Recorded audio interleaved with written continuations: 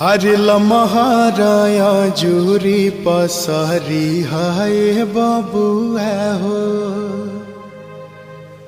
लमहर कुल परिवार है।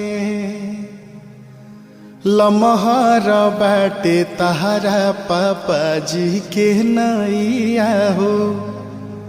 लमहर कुल खानदान है। हरे लमहराया जुरी पसरी हाय बबुआ हो।